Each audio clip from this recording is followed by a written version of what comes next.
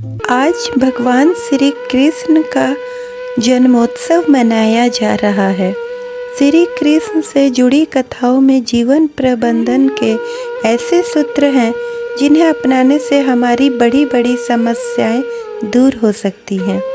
जन्माष्टमी के अवसर पर पढ़िए श्री कृष्ण की कुछ खास कथाएं और उनकी सीख। बड़ी सफलता चाहते हैं तो योजना बनाए बिना काम की शुरुआत ना करें। जब भगवान विष्णु श्री कृष्ण रूप में अवतार लेने वाले थे, देवकी और वसुदेव कंस की कैद में थे। कंस ने देवकी वसुदेव की 6 संतानों का वध कर दिया था। 7वीं संतान के रूप में बलराम देवकी के गर्भ में आए तो भगवान विष्णु ने योग माया से कहा था कि आप इस 7वीं संतान को देवकी के गर्भ से निकालकर वासुदेव जी की दूसरी पत्नी रोहिणी के गर्भ में स्थापित कर दो। इसके बाद कंस को ये सूचना दी जाएगी कि 7वां गर्भ गिर गया है। योग माया ने ऐसा ही किया। इसके बाद जब 8वीं संतान के जन्म का समय आया तो भगवान ने योग माया से कहा कि अब मेरे अवतार लेने का समय आ गया है। जब मेरे अवतार का जन्म होगा ठीक उसी समय आप गोकुल में यशोदा के गर्भ से जन्म लेना। वासुदेव जी के कंस कारागार से निकालकर मुझे गोकुल पहुंचाएंगे और आपको लेकर कंस के कारागार में आ जाएंगे। जब कंस 8वीं संतान को मरने के लिए आएगा तब आप मुक्त हो जाना। भगवान ने जो योजना बनाई थी उसी के अनुसार श्री कृष्ण का अवतार हो गया। कथा की सीख। इस कथा में भगवान ने संदेश दिया है कि जब भी कोई काम करना हो तो उसकी योजना जरूर बनाए। योजना अच्छी होगी तो सफलता जरूर मिलेगी। ऐसे काम न करें जिनकी वजह से गलत लोगों की ताकत बढ़ती है। बाल कृष्ण माखन चोरी की लीला कर रहे थे। गोकुल के इस वजह से काफ़ी परेशान थे। एक दिन गांव के नंद बाबा और यशोदा के पास पहुंचते और कान्हा की शिकायत करने लगे। नंद बाबा ने कृष्ण से पूछा कि तुम माखन चोरी क्यों करते हो, जबकि हमारे घर में तो बहुत माखन है। कृष्ण ने कहा कि आप लोग मेहनत से दूध, दही, घी, माखन तैयार करते हैं और फिर ये चीज़ें करके रूप में दुष्ट कंस को दे देते हैं और इस वजह से गांव के बच्चों को माखन नहीं मिलता है। आपके इस काम से कंस की ताकत लगातार बढ़ रही है। अगर आप कंस को कर देना नहीं रोकोगे तो मैं तोड़फोड़ करता रहूँगा ताकि ये माखन कंस के पास ना पहुँचे और गांव के बच्चे को मिल सके। कथा की सीख। इस कथा में श्री कृष्ण ने संदेश दिया है कि हमें ऐसे काम नहीं करना चाहिए जिनकी वजह से गलत लोगों की ताकत बढ़ती है। जब कोई झूठा आरोप लगे तो धैर्य न छोड़े। द्वारका में एक सूर्य भक्त था, सत्राजित। उसे सूर्य देव ने स्वयंतक नाम की चमत्कारी मणि दी थी।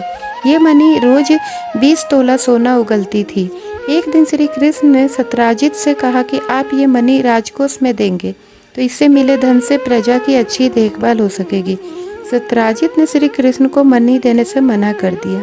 इस घटना के कुछ दिन बाद सत्राजित के भाई प्रसेनजित ने मणि चुरा ली। प्रसेनजित मणि लेकर जंगल में भाग गया। जंगल में एक शेर ने प्रसेनजित को मार दिया और खा गया।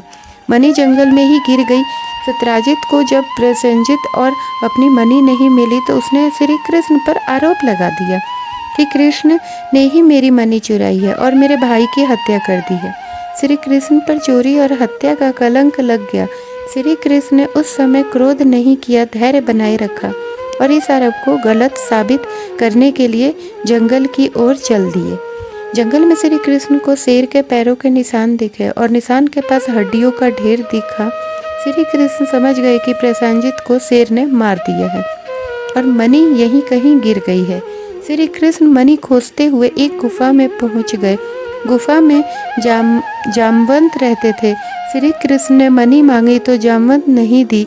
इसके बाद दोनों का युद्ध हुआ। युद्ध से श्री कृष्ण जीत गए। जामवंत समझ गए कि ये भगवान श्री राम के ही अवतार हैं। इसके बाद जामवंत ने मणि श्री कृष्ण को दे दी और अपनी पुत्री जामवंती का विवाह भी भगवान के साथ कर दिया। द्वारका लौटकर श्री कृष्ण ने वह मणि जामवंत से लेकर सत्राजित को दे दी और पूरी सच्चाई बता दी। सत्राजित को अपनी गलती पर बहुत पछतावा हुआ। कथा की सीख हमारे ऊपर भी झूठे आरोप लगे तो हमें धैर्य नहीं छोड़ना चाहिए, बल्कि शांति से बात समझें और आरोपों को झूठा साबित करें। कभी भी अपने बल पर घमंड न करें और दूसरों को कमज़ोर न समझें। महाभारत युद्ध में अर्जुन और कर्ण आमने सामने थे। दोनों दिव्य अस्त्र शस्त्र से लड़ रहे थे। जब जब अर्जुन के तीर कर्ण रथ पर लग रहे थे तो कर्ण का रथ बहुत पीछे खिसक रहा था। दूसरी ओर जब जब कर्ण के तीर अर्जुन के रथ पर लगते तो उसका रथ थोड़ा सा ही पीछे खिसकता था। ये देखकर अर्जुन को घमंड हो गया कि उसके बाणों में ज़्यादा शक्ति है। अर्जुन ने ये बात श्री कृष्ण से कही तो भगवान ने कहा कि तुम्हारे बाणों से ज़्यादा शक्ति कर्ण के बाणों में है। भगवान की बात सुनकर अर्जुन ने कहा कि ये कैसे संभव है, मेरा रथ तो थोड़ा सा ही पीछे खिसक रहा है। श्री कृष्ण ने कहा कि तुम्हारे रथ पर स्वयं बैठा हूँ, ऊपर ध्वजा पर हनुमान जी विराजित हैं, तुम्हारे रथ के पहिए को शेषनाग ने थाम रखा है। इतना होने के बाद भी कर्ण के बाण ये रथ पीछे खिसक रहा है, तो इसका मतलब यही है कि उसके बाणों में ज़्यादा शक्ति है। ये बात सुनकर अर्जुन को अपनी गलती का एहसास हो गया और उसका घमंड टूट गया। कथा की सीख, इस कथा में श्री कृष्ण ने अर्जुन को सीख दी है कि कभी भी अपनी शक्ति का घमंड न करें और शत्रु को कमज़ोर न समझे। तो दोस्तों, हमारी कहानी कैसी लगी कमेंट करके ज़रूर बताएं। कहानी अच्छी लगी हो तो प्लीज़ वीडियो को लाइक और शेयर करें, और अगर हमारे चैनल पर नए हैं तो प्लीज़ चैनल को सब्सक्राइब करें। तो मिलते हैं एक नई कहानी के साथ। धन्यवाद।